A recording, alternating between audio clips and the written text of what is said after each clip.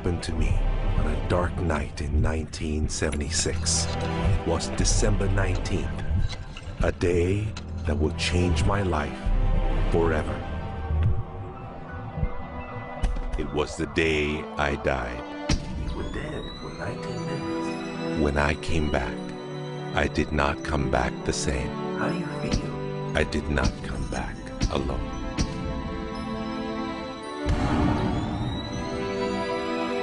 What seemed like days passed in 19 minutes.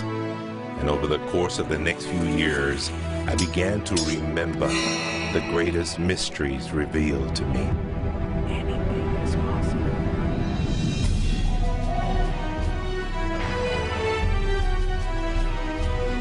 I discovered a secret beyond any secret. The sum of all secrets. My eyes have seen the sun. You have seen nothing. It's out there, and I will find it. You will find nothing. It's like Solomon's gold.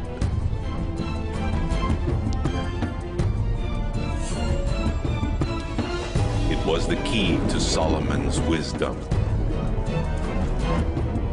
The secrets of the Knights Templar and of the Freemasons. We must be stopped. Courage, my dear boy. Be strong, be brave.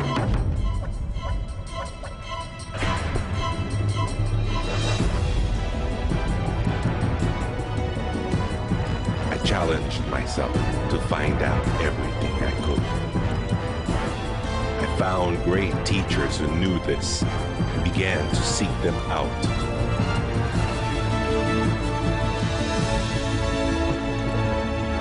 اسأل أؤمن واسمع. Ask, believe, and receive. I traveled the world, and the meta secret was revealed.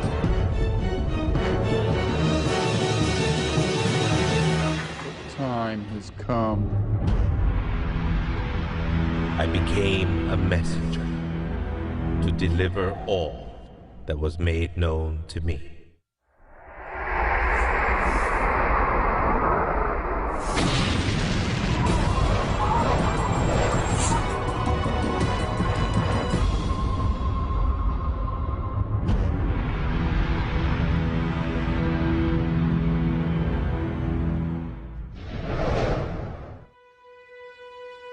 Hello there, I'm Bob Proctor. Meta is a nice word. It's a word most people don't understand. We talk about metaphysical, we'll say, oh, that's bad stuff. No, it's just what you can't see with these eyes. You got to see with an inner eye of understanding. Meta is beyond the physical. Do you know that 99% of our population has been programmed to let the outside world control the inside? If you want to get what you want, you let the inside world control the outside. That's what the meta secret's all about. The meta secret to wealth and abundance is doing what you love, following your passion, enjoying your life, being grateful for this moment, realizing that in fact you already have wealth and abundance. You have wealth and abundance to the level that you allow it in your life. Expand your level of openness, deservingness, and you can have more wealth and abundance right now. How do you become more wealthy? You become more grateful. Studies here in the U.S. show that grateful people earn more money and are better at innovation. So the first step to becoming more wealthy is become more grateful. Find the good in your world right now, and you'll take a first step to become more wealthy. The meta secret to wealth is knowing exactly what you want and then being willing to pay the price to get it. Most people think that wealth just comes out of having this impression in your mind that you're going to live an abundant life. And that's an important piece of it, but it's incomplete. If you look at the word attraction in the law of attraction, the last 6 letters spell action, A-C-T-I-O-N. One of my favorite words is satisfaction. We all want to have satisfaction. And again, in Latin, satis means enough. Enough action, satisfaction, enough action produces the result. You know, I've been very, very successful with the Chicken Soup for the Soul books, and everyone thinks, oh man, you were lucky, you had this great idea. And we use the law of attraction. We visualize, and we put up posters around our office that simulated bestseller lists with our name #1. We visualize bookstore windows full of Chicken Soup for the Soul books, all of which came true. But there's a asking and a believing and a receiving, the 3 steps that I think of in the law of attraction. And the second part of believing is taking action. Because if you believe that your action is going to pay off, you'll take the action. So believing doesn't just mean like sitting there going, I believe I can be wealthy. It means doing the things that produce wealth. The key to abundance is to act in spite of fear, act in spite of doubt, act in spite of worry, act in spite of inconvenience, act in spite of uncertainty, act in spite of anything. If we're talking about metaphysical, we're talking about beyond the physical. So what we've got to do is go inside. We have been programmed to live from the outside in. We're letting what's going on outside of us control what's going on inside. If we're going to get into the meta side of our own personality, we've got to get away from this physical instrument we've got and move into the higher side of our own personality. And start to understand that we live simultaneously on 3 planes of understanding. And we work from a higher to a lower potential. If you're working with electricity, any electrician, any engineer will tell you that you have to work from a higher to a lower potential. If you go contrary to that, you're not going to get any use out of the electricity. Well, when you're working with the mind, you don't start with the physical and work up. You start with thought and work down. Thoughts are of a spiritual nature. Spirit's omnipresent. Where's thought? Thought's omnipresent. 100% evenly present in all places at the same time. I can be underwater and think. I can be in an airplane and think. I've had the pleasure of working with a couple of the astronauts that have been on the other side of the moon, and they could think. Not only could they think on the other side of the moon, they could transfer their thoughts to somebody here on Earth. It's just a form of telepathic communication. You know, it's been said that if you build it, they will come. I think if you build it, and you build something with true excellence, and you distinguish it in the marketplace, and you come up with a selling proposition, and you are aggressive in your marketing to the world, it's possible that people will come. But it's not inevitable that they will come. And sitting around passively visualizing things is not likely to get the world beating a path to your door. My meta secret about wealth ultimately is you've got to create a lot of value for a lot of people. And if you do that, you will bring a lot of wealth back to you. So by giving service and giving that which helps other people improve their lives, brings joy to them, brings service and products to them, if you do that and you keep expanding that, always be thinking about expanding your service to others. And if you do that, wealth is a foregone conclusion. First thing, quit listening to what everyone else is telling you what to do. And start paying attention to what you want to do. You see, I can look back with my memory, and I can remember going and saying, Mom, Dad, or to the teacher, I want to do so-and-so. And they'd say, now, how are you going to do that? See, what they didn't understand is I didn't know how to do it. But neither does anyone know how to do the things they want to do when they first think of it. You don't have to know how. You know, 2 young bicycle mechanics from Dayton, Ohio, in the United States of America, introduced us to a new kingdom. They were the first ones to fly in airplanes. The whole world believed that you couldn't do that. Anything heavier than air is attracted towards the center of the world. You can't fly. But they wanted to, and so they did. Well, clarity to me is a very different concept than I think a lot of people. The first thing I want to know is, what do you think you're trying to accomplish? The next thing I want to know is why are you trying to accomplish it? The next thing I want to know is, if you accomplish it, what do you really think is going to happen in your life? A lot of people come to me and they say, I want to grow my business, because I work a lot in the business world, the entrepreneurial world. I teach a concept, achievement concept, a concept that is predicated on taking action and implementing, called optimization. Optimization is getting the highest and the best use and result and outcome of your time, your efforts, your emotion, your life, your relationships. But you can't begin, and this is where a lot of people, I think, really fall down. You can't begin to optimize until you take the time to observe, examine, and identify not all, but the scope of options and alternatives and other possibilities available to you, number one, to achieve the goal, and number two, as an alternative goal. Clarity is power. Just by being clear, you will automatically begin to magnetize things to you, to your life. The law of mentalism is about the mind. Everything that we have ever created, everything that has ever existed, existed first in the mind. All thoughts are the beginning of all things real. All things that you can touch and feel began in the mind. So if you want to be wealthy, you've got to decide what wealth is to you. Define it. What does it mean? How much money do you have to have? For me, financial independence meant having $30 million producing income, which allows me the lifestyle I want without having to work. And so I've achieved that. But I knew exactly what I wanted because I looked at what it would cost me to live my lifestyle. Most people don't know their net worth. They don't know their income levels of what would be required to produce what they want. They say they want to own a yacht, but they don't know what a yacht costs. They don't know what it costs for the slippage fee. They don't know what it costs to maintain a yacht. So go out and create your ideal lifestyle and then figure out exactly what it would cost to live it, and then set that number as the number you want to achieve. Then believe you can achieve it. Visualize it every single day. Take action when the action comes. Ask for what you want. Reject rejection. Give up any idea of failure. Just persevere until you continue on, until you produce the result you want.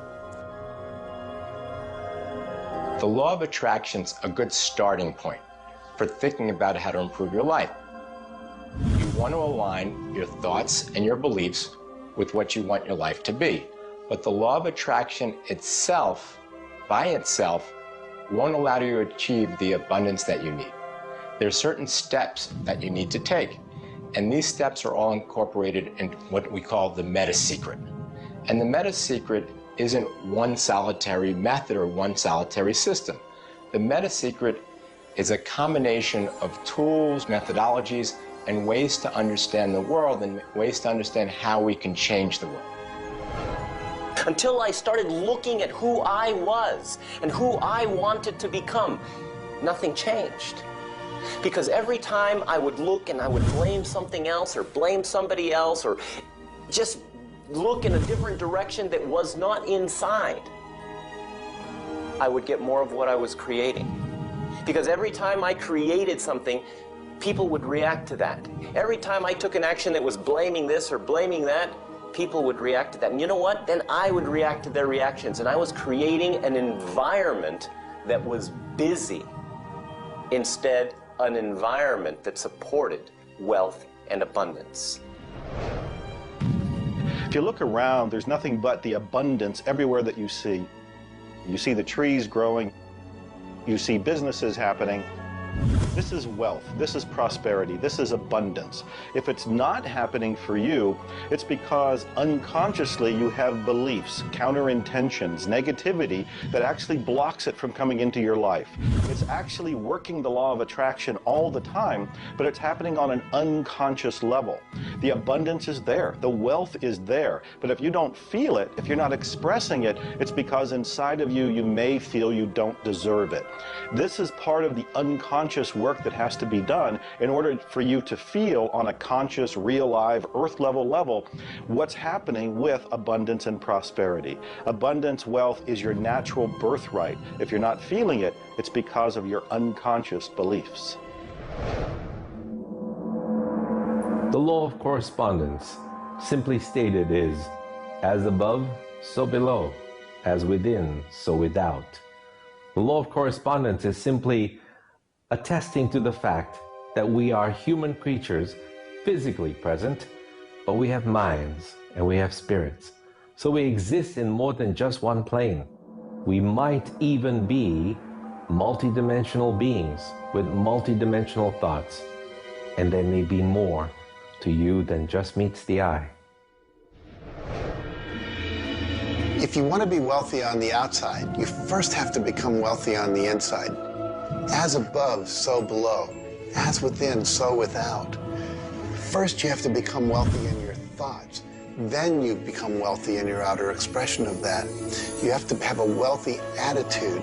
You have to have a wealthy, abundant thought form about who you are and what's possible.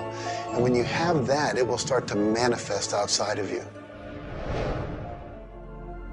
If a person wants to take a quantum leap rather than incremental steps, they have to begin by understanding that they can do that.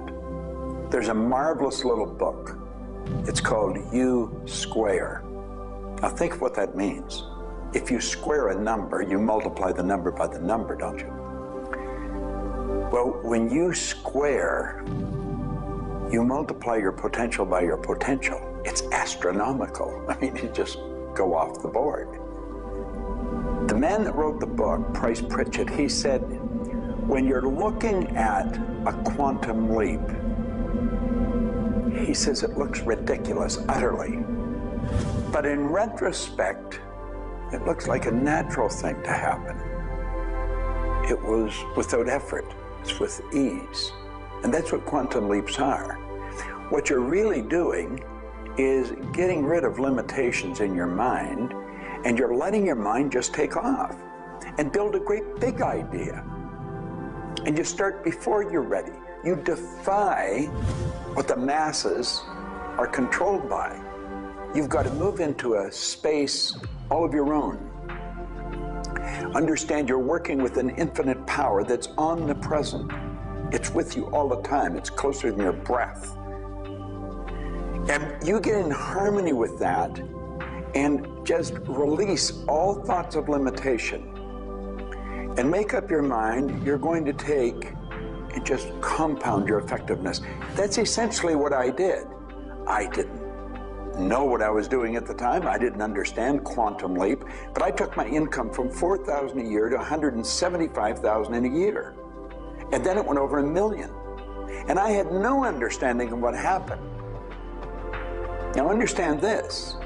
I had been raised to believe that if you don't have a good formal education, that you'd never be able to do what I did. If you don't have experience, you can never do what I did. I had 2 months high school and I had a bad work record. But my income went from $4,000 to over $1 million a year. Now you can do that. And the first step is understanding that you can do it. Quit listening to people tell you you can't. And start to see yourself doing something really big. Write it out on a sheet of paper.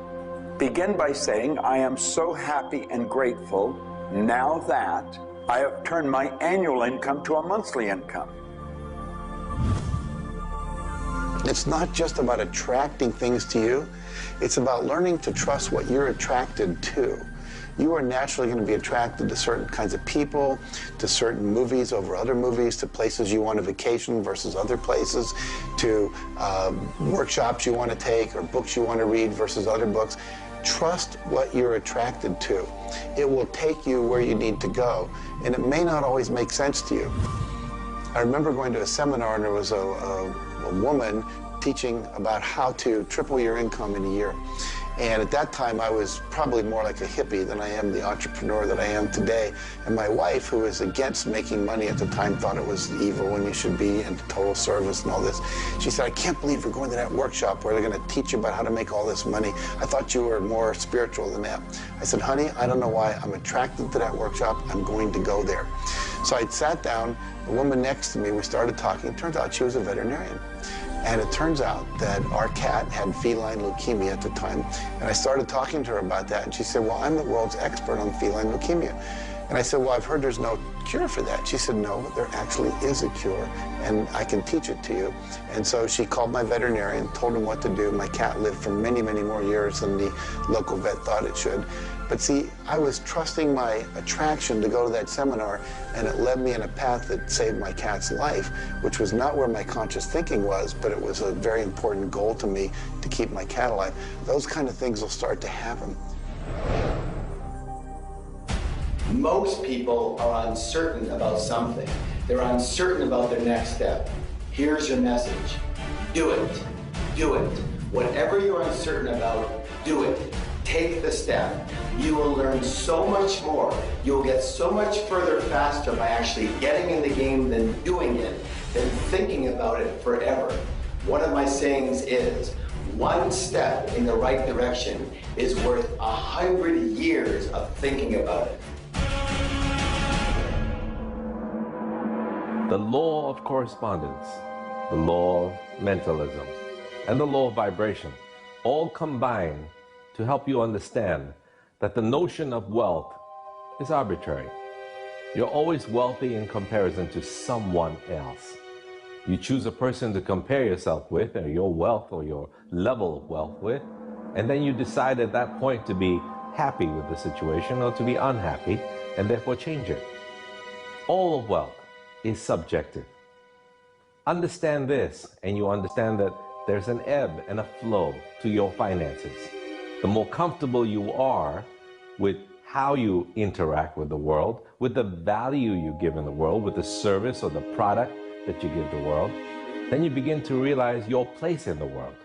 And by realizing this, you participate in the abundance that is all around you at every moment and at every time. It is all yours. From the beginning, it was yours. Until the end, it will always be yours.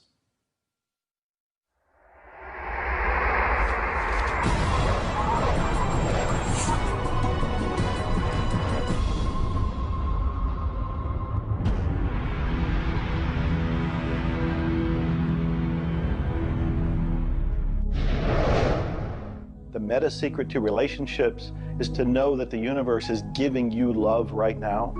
When you give love to the universe, when you give love to another, you will receive love in turn. Love is the essence and nature of relationship.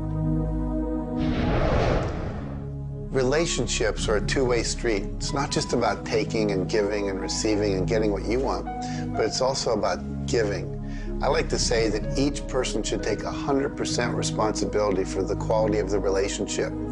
Because if you take 50-50, whenever it's not working, it's going to be their 50%. So if you take 100% and act as if everything in the relationship, you're creating it, and when it isn't exactly what you want it to be, say, how am I creating that? Take that curiosity and use it as a tool.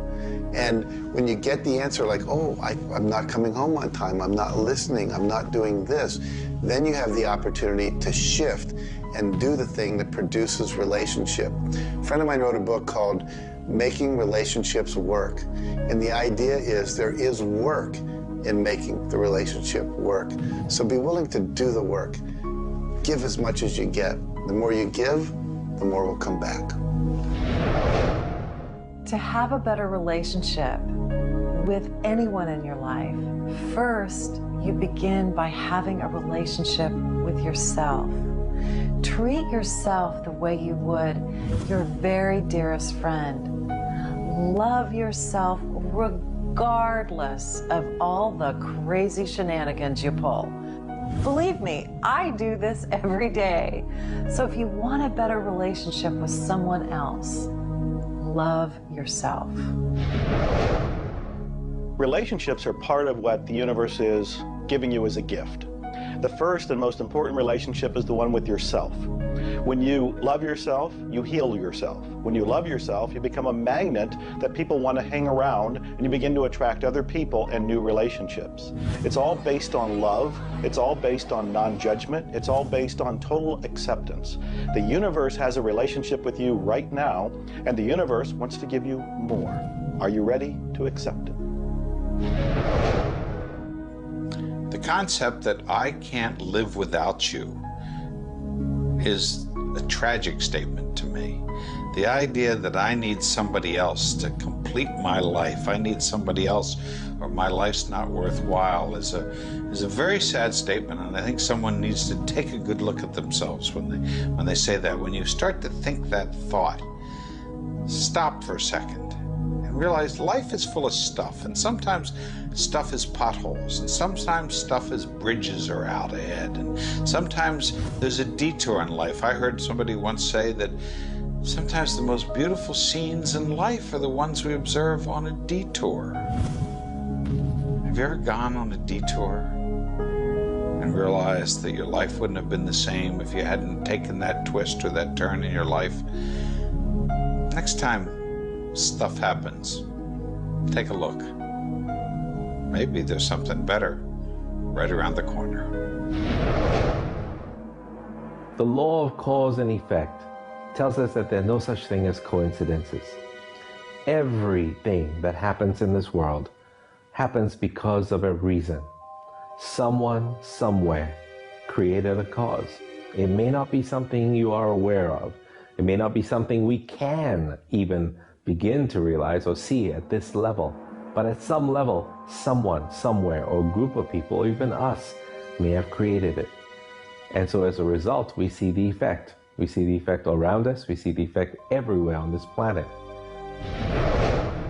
Everyone asks me, Jay, how in the world can I have a better, a happier, a richer, a more joyous relationship? And it's very simple. First thing is you got to slow down enough to be externally focused. It's all about them. The more interested and externally focused you are on the other person, the more extraordinary their experience will be, and the more naturally they'll reciprocate it. The second, and you're watching me, and I've got a serious side, and you know that, but you got to get in touch with your childlike sense of curiosity, of innocence. The third is you got to be in the here and now, and that's so trite and said so often, but being in the here and now means connecting deeply and being aware of what people are saying and looking at them and being responsive to their feedback and their mannerisms. And the last thing, and the easy thing, is to, again, as I said earlier, enjoy the process. We are so busy, so stressed in our life, trying to get from one thing to another, trying to multitask, that the greatest way to have wonderful relationships is to commit. Commit, not just the time, but your being, to being there, to connecting. For me, the meta secret to relationships is to be the person you're looking for. Whatever it is you're out there looking for, be that and give it away. If you're looking for someone who's loving and kind and compassionate and generous, you need to be loving, kind, and compassionate and generous. Whatever it is you want, you've got to be that and express that out into the universe. And whatever you express out is going to come back multiplied. The meta secret of relationships is for you to develop an identity that brings out the best in your partner and helping your partner to be the best that they can in order to bring out the best of who you are. Criticism seems to be a big problem. If you are really secure in yourself and somebody criticizes you, it isn't going to bother you. Now, if you're insecure and somebody criticizes you, it's really going to bother you. You see, 9 out of 10 times, the person that's criticizing you really wants to help you. They just haven't really learned how to communicate effectively. But let's not let somebody else's criticism or their way of helping us shake us. If we're solid in our own self, and we really understand ourselves, then we can handle it and it won't be any problem. If criticism really rattles your chain or rattles your cage or really upsets you, it's not the criticism that upsets you. It's not the other person's opinion that upsets you. It's how you react to it. And you see, if you were really solid within yourself, you would respond to it. You would thank them for it and say, but I really don't choose to do that. Or you'd say, well, thank you, that's probably a good idea, I'll try it. But they're not going to knock you off track. So it goes back to have a good, sound self-image, a good image of yourself. Maxwell Maltz wrote a beautiful book on that way back around 1960 called Psycho-Cybernetics. Psyche-Cybernetic. Cybernetic is the communication mechanism in our mind. It's the image that we hold of ourselves. It's like a life-governing device. Well, you've got an image of you just same as I have an image of me. And our image controls how we walk, how we talk, how we dress, how we meet and greet people. And it also controls how we handle criticism when it comes our way. And it will come your way, just same as it comes to me and everybody. We want to be solid in our own belief about who we are and what we are. Let's really get to know ourselves. And then, rather than react, let's respond. It doesn't matter how they approach, whether they're diplomatic and trying to help us or whether they're trying to find fault. It won't really make any difference. We will listen to what they have to say, listen to it, and then we'll either accept it or reject it, but it isn't going to affect the relationship with the other person one bit. There is masculine and feminine in everything. Nothing is entirely masculine, nor is it entirely feminine. We have different aspects of yin and yang, of harshness and softness, different aspects of masculinity and femininity in everything. If you take a look at life and see it all as a combination, see how we are always living in combination, then you begin to realize and to also appreciate the law of gender. Relationships are about communion, taking our life and making it sacred through connection with another human being. So communion and making sacred is what relationship is all about. You know, there's a lot of lonely people around. And if you're lonely, I'm going to let you in on a secret.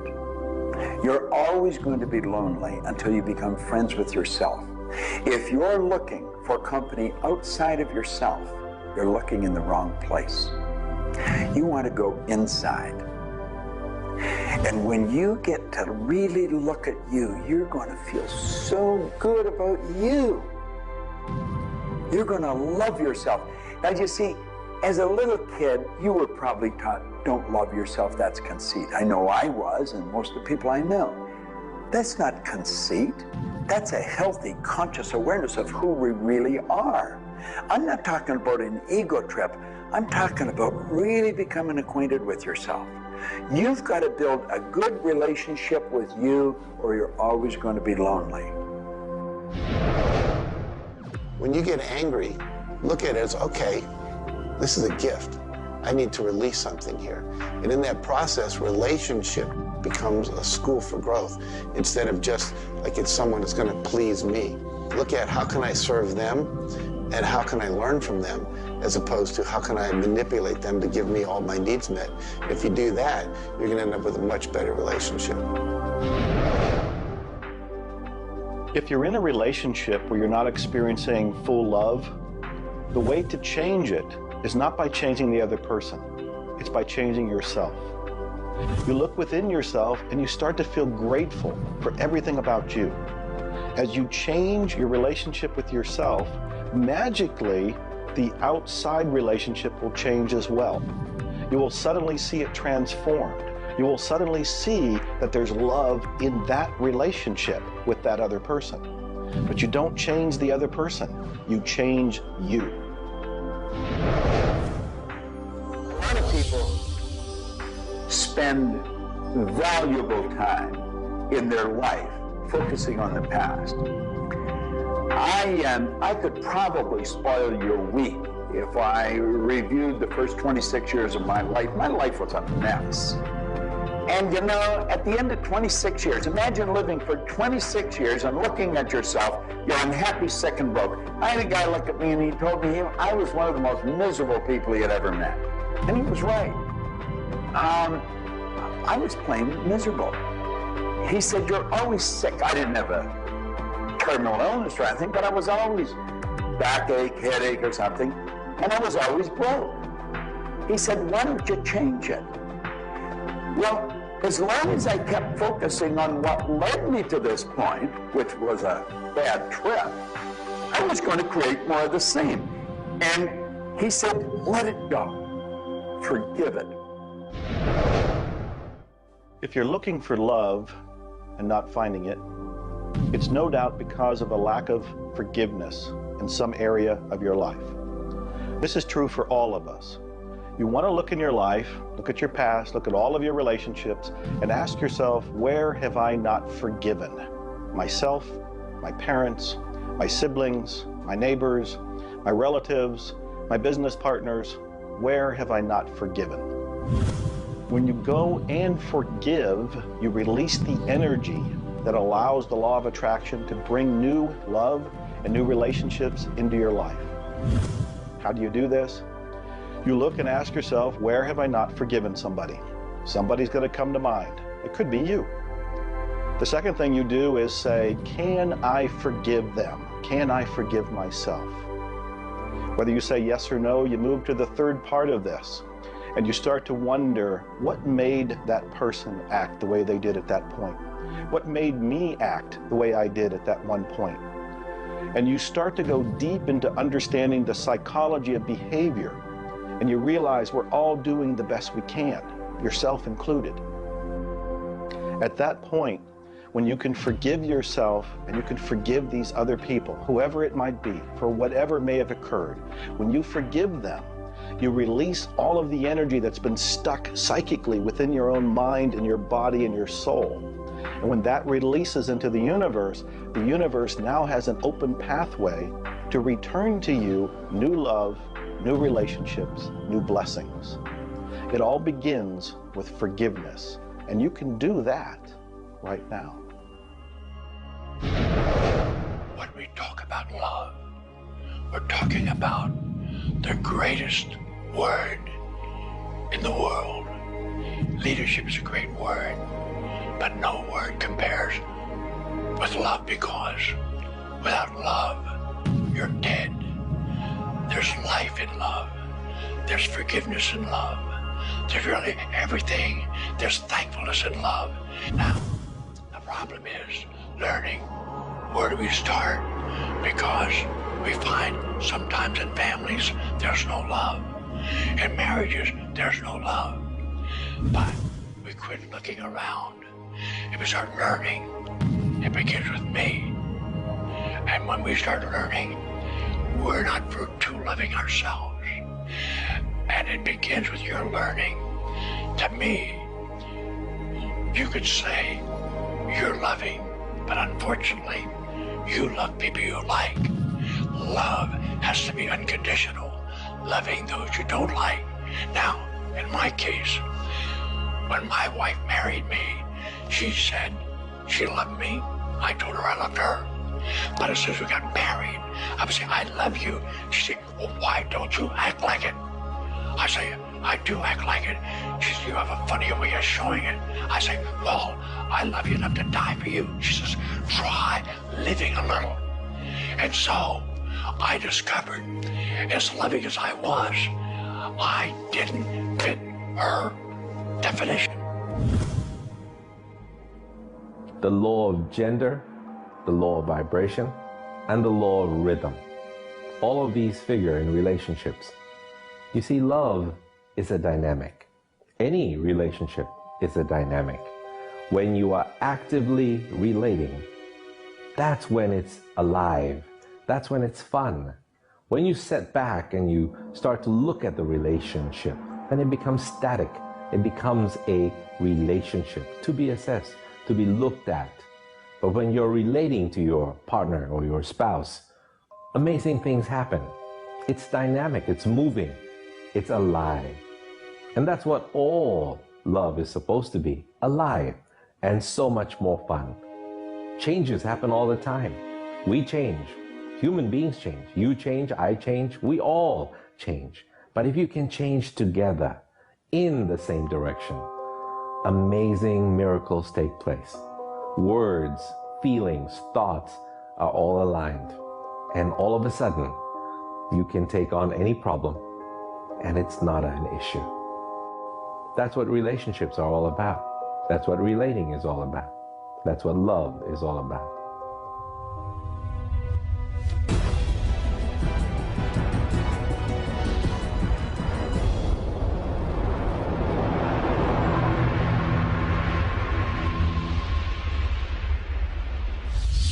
初めに言葉ありき、すなわち、クリエイターなるものはやはり言葉、振動を用いて全てを設計されたんではないかと思うんですね。そして、その、振動の、設計図は非常に緻密なもので美しい共鳴振動にあふれたものであったことでありましょう。もし、先ほどの実験をやったように、非共鳴、同士の組み合わせであるならば、それは破壊的なエネルギーとなって、命を形作られないからです。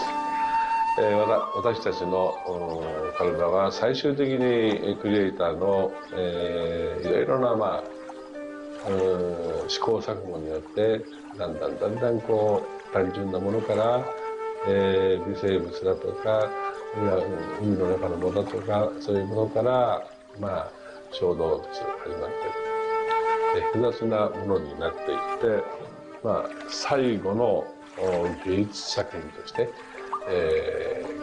クリエイターなるものが作られた結果、私たちはあるというふうに思うんですね。その本来の設計というものが、バランスの取れた振動の組み合わせというものが、何らかの要因によって崩れていくときに、私たちはストレスを持ち病気になっているんだというふうに考えています。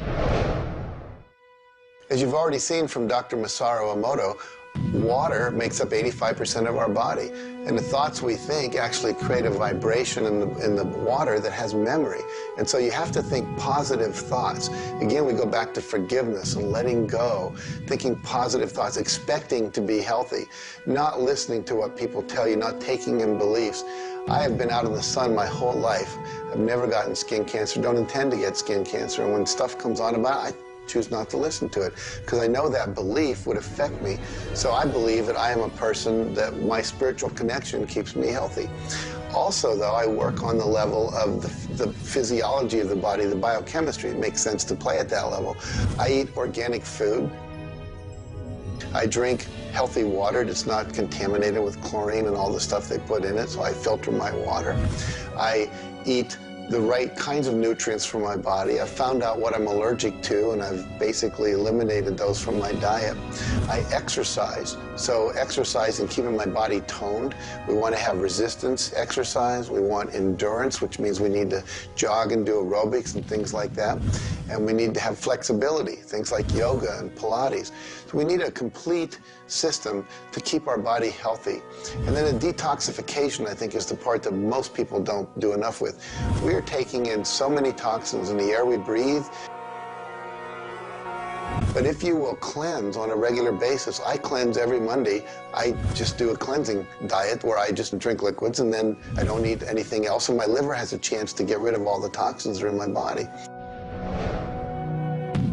I want you to understand that you have a marvelous mind, and you can do anything with it, and don't ever listen to anybody that tells you you can't. You want to start to look at yourself not as a body or as a name. Like, I'm not Bob Proctor. Bob and Proctor are just two words. You've never heard anybody phone into school and say, body's not coming today, it's sick. Never hear anyone say, hand, it's my hand, my body, my name. Well, you see, there's something wonderful about you and something wonderful about me, and it's the same thing. We have a marvelous mind. We're creative beings. Talk to your body. You're not a body, you live in a body. Now, this may sound silly because maybe nobody's ever said this to you before, but go around just repeating maybe 1,000 times to yourself, I'm not a body, I live in a body. I'm not a body, I live in a body. I'm not a body, I live in a body. Then start telling your body to relax. The meta secret to great health is to feel good now. You do that with good thoughts, you do that with good food, you do that with plenty of sleep, you do that by doing what you love. That's the meta secret to great health. The meta secret to health is to honor your body. Listen to your body. Are you tired? Are you hungry? Are you thirsty? Do you need time to play? Have greater health. Honor your body. Health. Not just physical health, not just eating the right things and getting exercise, but let's talk about emotional health. This means doing what you love, loving what you do, looking forward each day, researching, helping other people, giving back. This is the meta secret to emotional health. To me, recognizing the divine component in us has a twofold effect.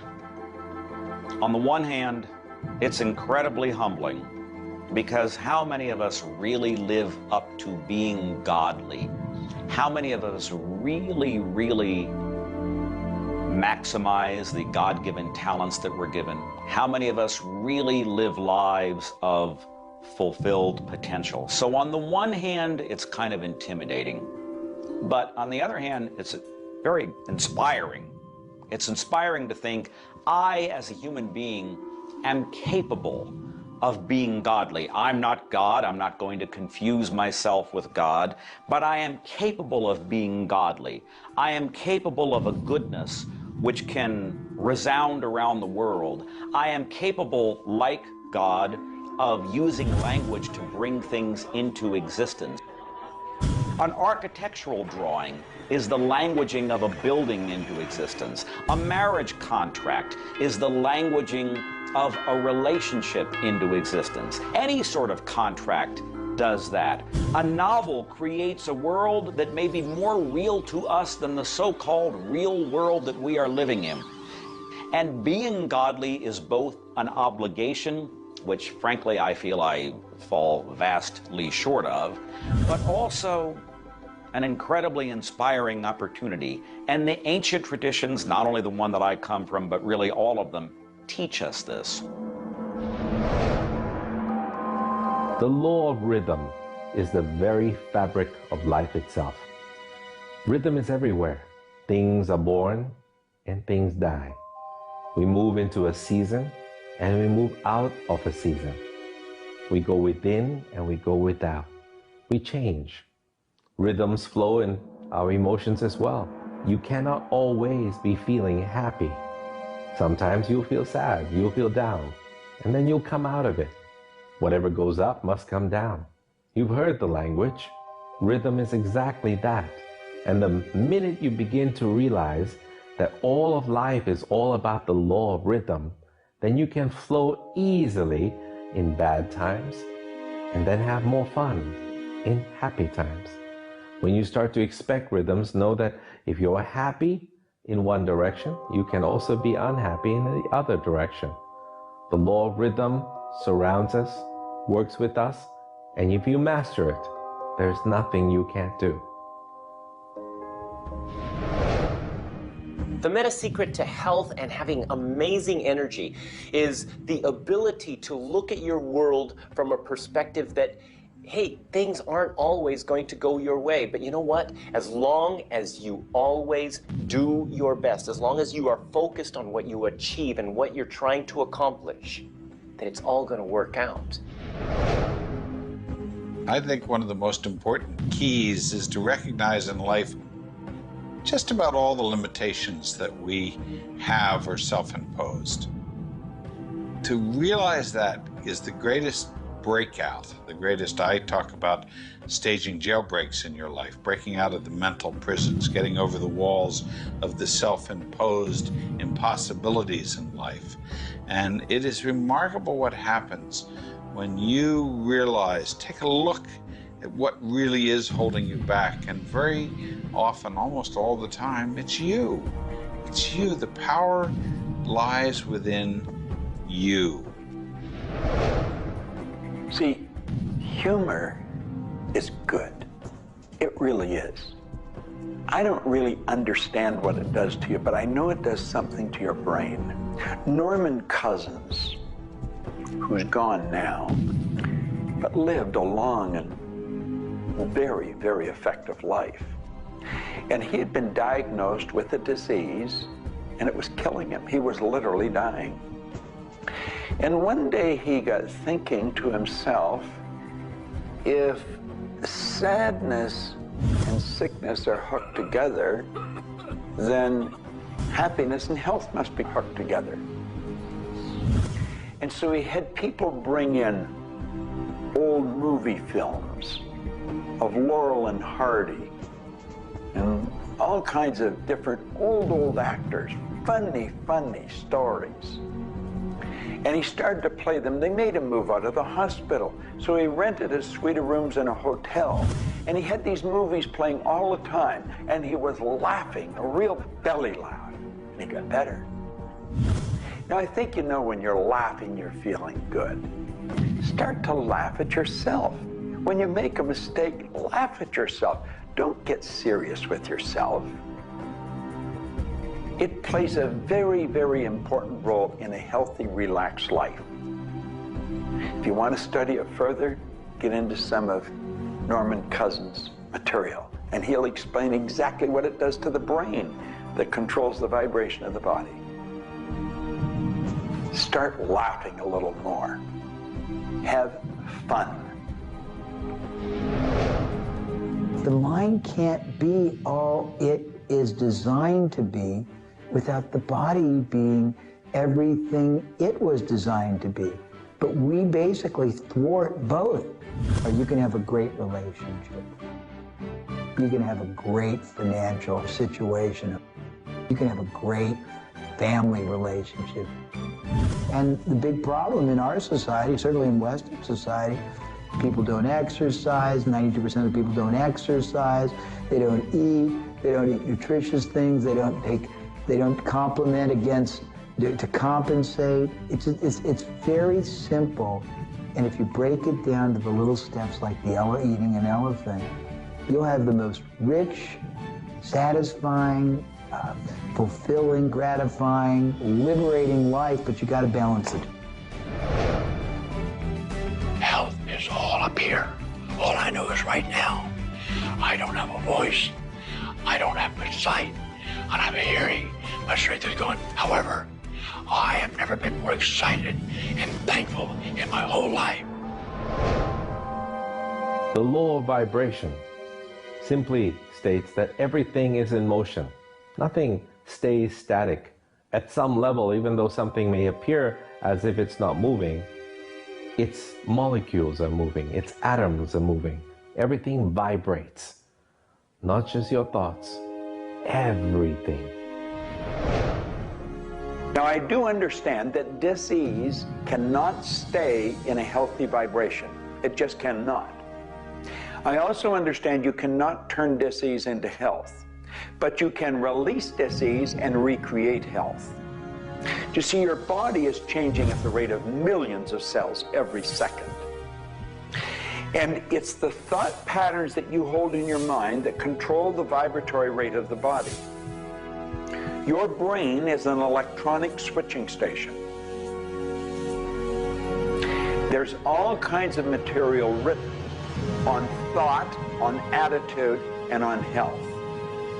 And I do know this. If you are suffering from a physical disease, quit talking about it, quit thinking about it.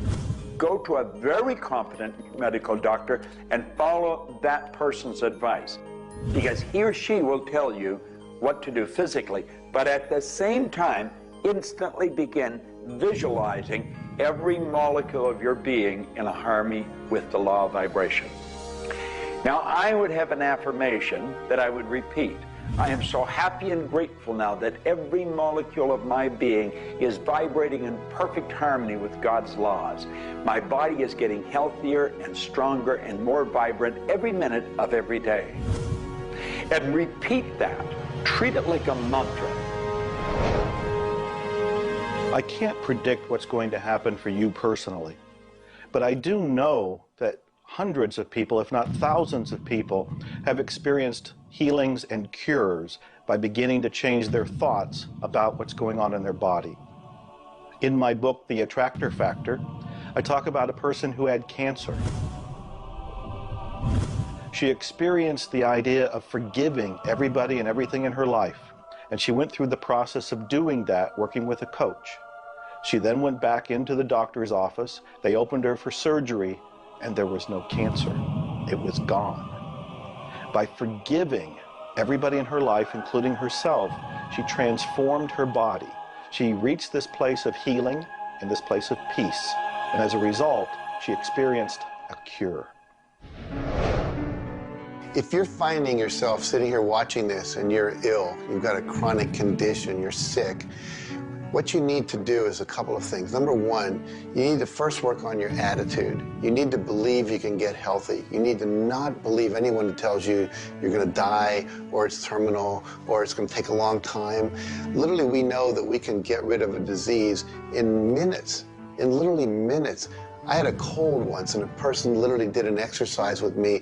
My nose dried up, my fever went away, the achiness went away in 5 minutes. So we know the power of the mind.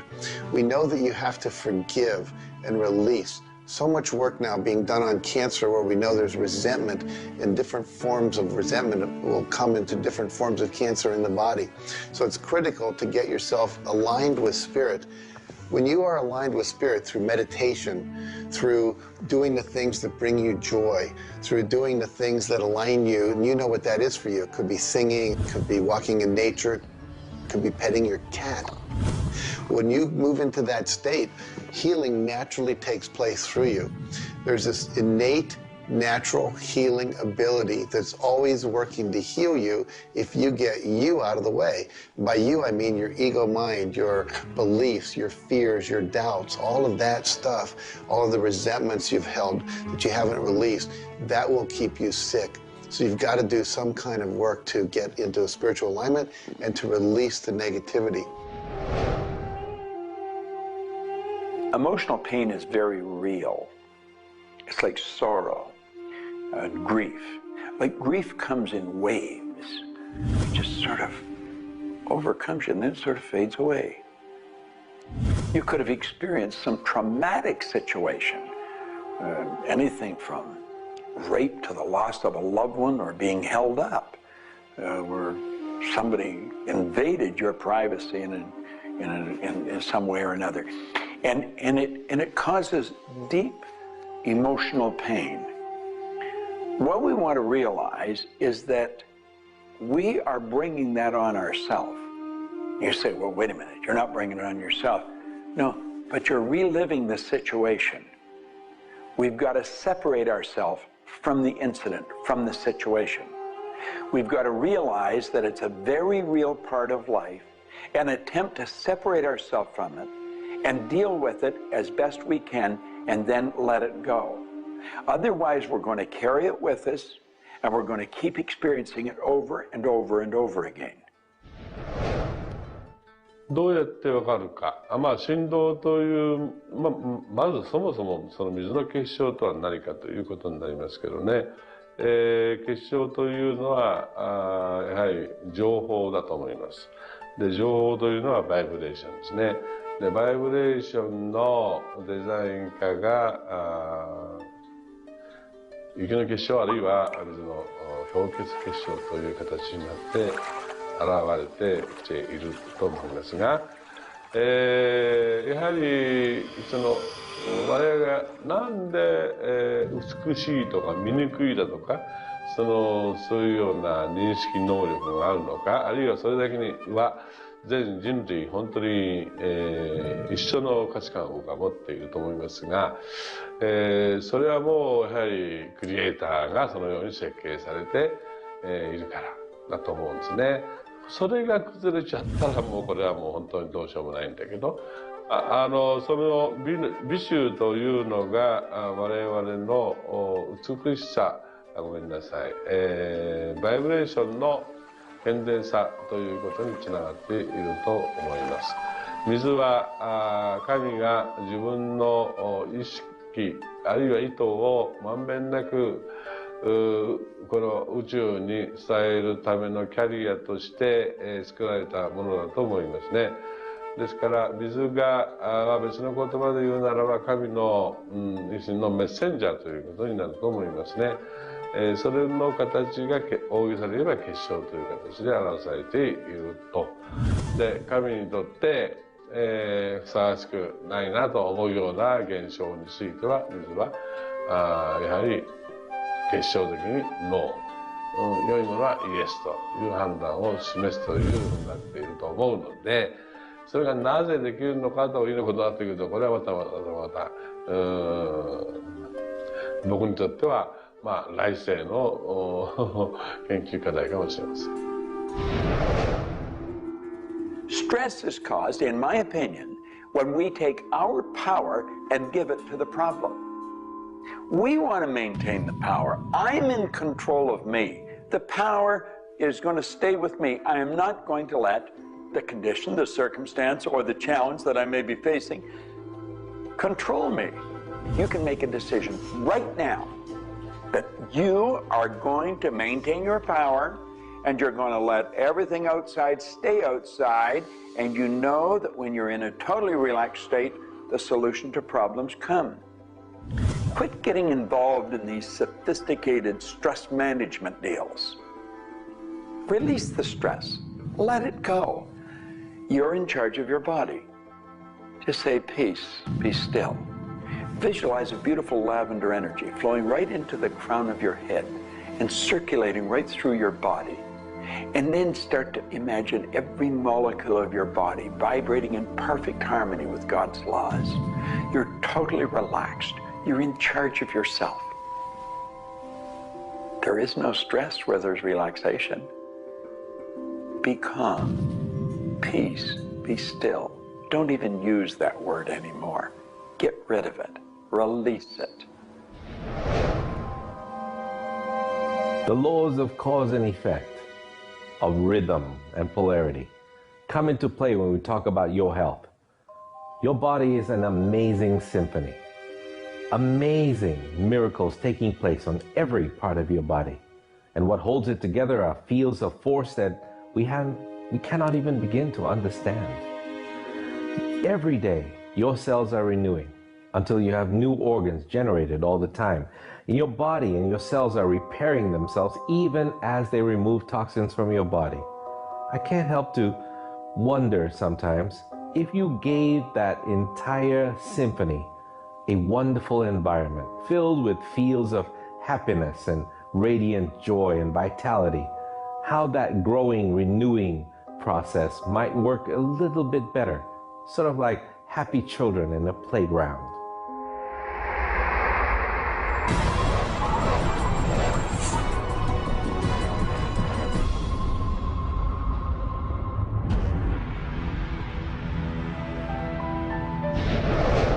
Here's the paradox of being human. Real happiness is only available in the moment. If you're brooding on the past or obsessed about the future, even if you're looking forward to something that could be magnificent in the future, it's not quite the same sort of anchored contentment that you get from really being in the moment. We human beings seem to be perpetually someplace else. That's kind of like one definition of the human predicament, the human condition. We are perpetually thinking about the past, the future, something to the right, something to the left, something else. I think the paradox to happiness is you do have to have dreams and aspirations, and you have to be anchored, rooted, and happy where you are. Not always easy to do, but I keep trying. Happiness is a point of view. Am I happy? Yeah, I think I am. How can somebody always be sad? Of course we're sad when we lose somebody that we love, or that when the project we're working on so long doesn't work out. Temporary sadness is a very human condition. How can you be happy? Maybe by finding things to do that make you happy. You see, if you're miserable, your mind is focused on the past. There's a method concept. Get you over any miserable concept in a heartbeat. Focus on right now. See, you're miserable because of something that happened that you didn't want to happen, or something she said, or he said, or they did. Forget it. It's in the past. And quit worrying about the future.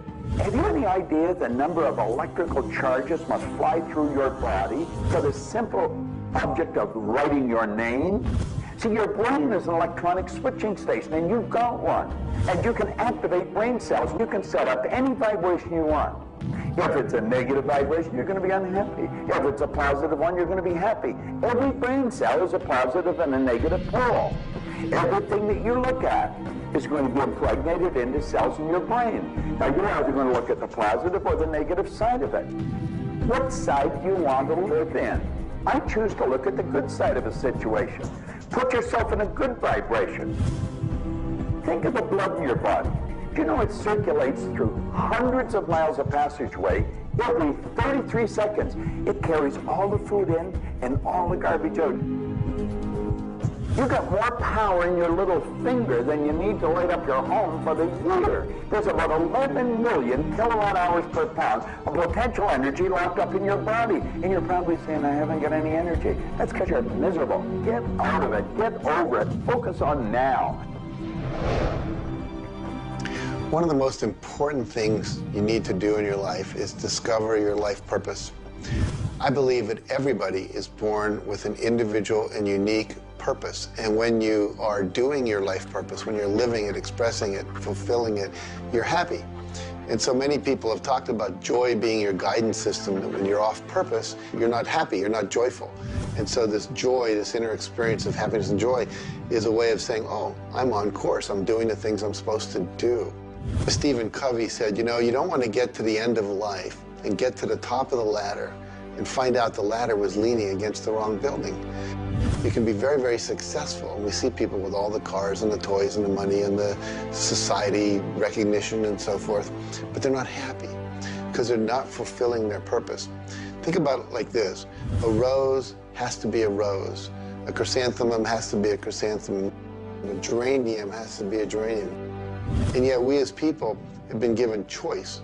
The choice to pursue any number of things and do whatever we want to do. But unfortunately, most of us have been talked out of our purpose.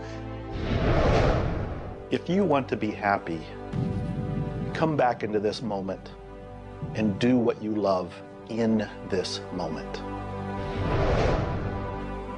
You should absolutely work toward improving your life, improving the world, improving your relationships, improving your finances. Every sort of conceivable improvement at a micro or macro level should indeed be your agenda. But if you are not happy with things the way they are, then your happiness is perpetually on hold pending a condition that doesn't exist yet. If you do that, you will never be happy. You have to realize that the point of power in your life is in this moment. People think about the future and they throw their power into the future. There is no future. When it gets here, it's called now. It's called this moment. People think about the past and they throw their power into the past. But there is no past. It's gone. When you think about the past, you think about it in this moment. This moment is all there is. And you can be happy in this moment. When you are, everything is taken care of. All is well. Happiness and achieving happiness is a process. It's not something you achieve right now and you're done and you have your happiness. It's something that you're constantly attaining and reattaining through life. And the way to do that is to really understand what brings contentment in your life and to achieve that. And one of the key things to remember in terms of happiness is that part of this process is sharing happiness with other people. The more we share happiness and the more we teach other people how to bring happiness and fulfillment in their life, the more we'll be happy and fulfilled. So continue with your journey of greater fulfillment, and you'll have more happiness in your life. The law of polarity is about dualism. Everything exists in relation to something else. There is no person that's entirely good. There is no person that's entirely bad. There is no entirely hot or entirely cold. It's always hot in relation to something else that's colder. It's always colder in relation to something else that is hotter. We move in directions as opposed to moving in a static field. We always move from one place to another, from one thing that's more pleasant to something that's less pleasant, or something that's unpleasant to something that's more pleasant. There is a movement, and this movement exists because of polarity. Happiness is what you want, and happiness you can have right now. Why aren't you feeling happy? Why isn't anybody feeling happy? Because psychologically they use unhappiness as a motivator. They think by being unhappy, angry, desperate, frustrated, whatever the feeling might be that's not happiness, that it will whip them forward. It'll make them take action. And it's something that actually shoots themselves in the foot. Because when you are happy now, which is available to you right now, you know what your choices are. You can see what your decisions are to be, and you can more clearly decide on what to do next. It comes into really understanding something about ourselves. We should start at a very early age, and we should ask ourselves, who am I? You know, what really makes me tick? And get to know ourselves. We're in a hurry to get a car or build a business or buy a house. We should introduce ourselves to ourselves. School hasn't done it. Our parents aren't doing it. You go to work for somebody, they're not going to do it. So if you don't do it for yourself, you're not going to do it. This deals between you and yourself. Pogo said, we have seen the enemy, they are us. Whatever has happened in your life, whatever's going on for you, if it's not the way you want it, any situation, consider the fact that everything happens for a reason, and that reason is there to serve you. How can you reframe this? How can you relook at this in such a way that helps you, that supports you, that puts you on the path to success and positivity again? It doesn't help you to be negative. It doesn't help you to wallow. All that can do is bring you down. It's time to change your mind. It's time to reframe, relook at it, have a new perspective, a new view, and put this in the light of this was there to serve you. There's no accidents in the universe. This happened for a reason, and that reason is there to help you. We grow up with the idea rich people aren't happy. Well, I know rich people that are laughing. They're very happy. And of course, I know people that are very wealthy and are very unhappy. I remember old Nightingale one time saying, since it doesn't make any difference whether you're rich or not, if you're happy or not, you might as well be wealthy. And then if you're miserable, you can at least be miserable in comfort. We've got to understand that all the money in the world is available to us, but we have to earn it. Now, that does not mean we should work. This is where the meta secret really comes into play. Working happens to be the very worst way to earn money. We should work for satisfaction. People should go to work at what they love doing. When we think of work, what we're really talking about is how we spend our days. Work has probably a bad energy attached to it. We should spend our days doing what we absolutely love to do. When it comes to the fear of failure, you look at your life and you ask, if I pursue my dream, my passion, my love, and it doesn't work out, will I still be okay? Can I still love myself? Will life still go on? When you realize that the answer is yes, you remove the fear of failure. When you remove the fear of failure, you have energy to go forward and actually make it a success. Well, what about the fear of success? When you are successful, you can make a difference in the world. If you really want the world to be a happy, prosperous place, contribute a happy, prosperous person to it. You. The meta secret to happiness is that there is perfection in imperfection. That when we accept our environment for what it is and the people around us for who they are, we can make a big difference. Happiness. What makes you happy? Everyone is not the same. For me, it's research. I love researching and writing and putting multimedia programs together. And this allows me to do something else that I love, traveling the world. I travel more than 6,000 miles, that's 9,000 kilometers, every week. I've been to more than 52 countries. I board an airplane every 2.5 days. I've been around the world more than 16 times in just a couple of years. I enjoy that. Meeting new people, meeting new audiences, helping people. What makes you happy? That's what makes me happy. A key component to lift yourself out of depression is human connection. Go connect with another human being. Another powerful tool is movement. And a third is laughter. Go play and have some fun and watch your spirits begin to lift. The meta secret of life is to realize that the journey is the thing. I believe the first thing a person should do is establish a purpose.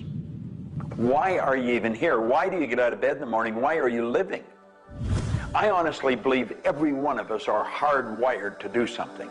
So how do you decide on your purpose? You decide on it by asking yourself, what do I really love doing? So you have your purpose. This is what you're going to do with the rest of your life. And then you build a vision. Then your goal is taking a bite out of that vision. Now, when you do that properly, you're going to love what you do. When you wake up in the morning, you can't wait to get going, and you're going to be doing it until you go to bed at night. Therefore, all of your day, all of your hours are filled doing with what you love to do. That's called living. Everything else is dying. See, there's a basic law of life. It says create or disintegrate. You're growing or dying. Find out what you love, dedicate your life to it. Most of us, when we approach happiness, are looking for someone out there to make us happy, some event to occur, and then we'll be happy. If I get to the retirement stage, if I get my car, if my wife is nice to me, if my son comes home on time, then I'll be happy. The truth is, happiness is an inside job. It's a choice. When I have an expectation on how someone else should be, I've given my power over to them. What I want to do is simply learn how to create joy and happiness inside myself. And we can do that in numerous ways, by doing the things we love, by focusing on the good qualities in ourselves, by choosing to focus on the good qualities in others instead of being judgmental. Once we realize that happiness is an inside job, and I get to be as happy as I choose to be, not as happy as other people make me, the reality is I can move into a state of pretty much constant joy and bliss. Stuff happens. Life happens. And then you get to choose. Look, you have a mission to do. You have to find meaning in your life, and you have to share it with others. There's a whole world out there that is suffering, that is in survival. They are grieving and they are hurting. You and I can make a difference. You begin right now by looking at your life, no matter what's going on in your life right now, and you find the good in it, the positive in it, the growth-oriented reasons for whatever it happens to be. You find the good in it, and whatever's happening, you turn it into something positive. You turn it into something good, and you go and share it with the world. You will become an inspiration to others. People model other people's behavior, and that's how the world changes. You be that inspiration for success. You be the model for change. You be that person that has meaning in their life, and you will give meaning to yourself and others. It all begins with you. You have always had, you have at this moment, you will always have in the future, the power to achieve, to accomplish, to have anything and everything you want in the terms of monetary, wealth, prosperity, in terms of health, in terms of happiness, relationships. However, it will never, ever occur until and unless and until after you first are clear on the specific goals. Number two, you are very clear on the action steps. Operative word is action steps you have to take. Number three, you have an action step-based plan, a strategy, and the steps are just the tactics. You implement it in a timely, regular, scheduled way. Number four, you monitor, you pulse, you really pay keen attention to your progress, and you adjust if it's not what you want, and you adjust higher if it's better than you want. And number five, you focus on other people's benefit. You don't be self-consumed. You do those five things, the world really is your oyster. Do you know, you find people that are quite comfortable with what's termed uncertainty. The truth is there isn't any uncertainty. There's only the law. And the law decrees that everything happens the way it's supposed to happen. If we build the image in our mind of what we want, and we're true to that image, that'll control the vibration we're in, that controls what we do, and it controls what we attract. Now, the problem is, we let that image get out of the way every now and then, and we're controlled by something outside. And that takes us off track. We've got to correct it and come back on track. But a person that has direction in their life, there's no uncertainty. There's only good stuff coming. It's stuff that's going to cause the image in our mind to move into form. And so we wake up every day wondering what part of it's going to show up today and where's it coming from and who's going to deliver it. Every day holds something really good for us. Alfred Adler, the great psychologist, said, "I am grateful to the idea that has used me." I love that. Get a big idea and understand that you're going to see it move into form, and that's just as certain as the night following the day, because that's governed by law too. The laws of correspondence, of vibration, polarity, and rhythm come into play when you talk about the meaning of life and happiness. We make our happiness dependent on what other people can do for us instead of what we can do for ourselves. You know, there's a concept they don't teach you in school. It's called enough. Sometimes what is enough for one person may not be that way for somebody else, and we want more. And when you want more, you're setting yourself up for disappointment, because not always will you get more. Sometimes you do, but it's not all the time.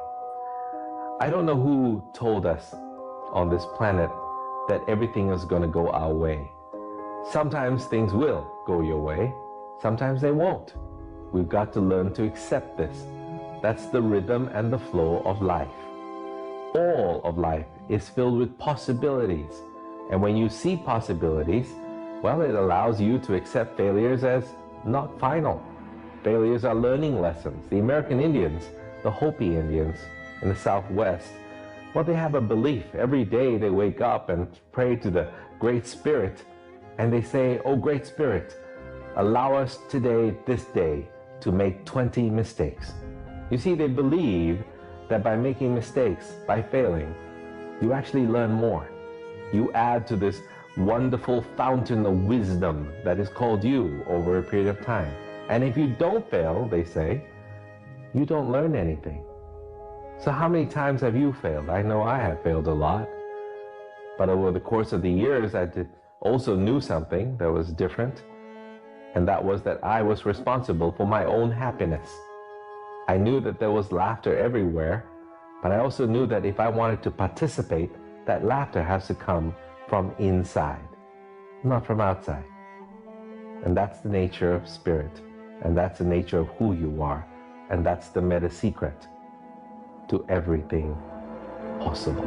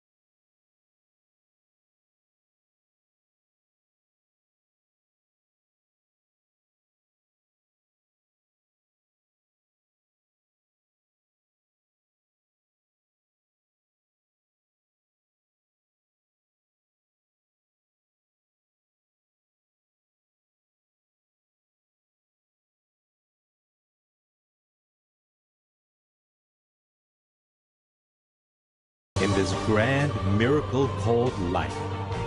And as you begin to look all around you, start now to taste, smell, hear, and touch with your heart the abundance that surrounds you. You are indeed spectacular beings of light. So if you want to know the meta secret to life, to happiness, live more, love more, laugh more. Change the stories in your head, and you can change the world. It's a short trip. Make it a good one.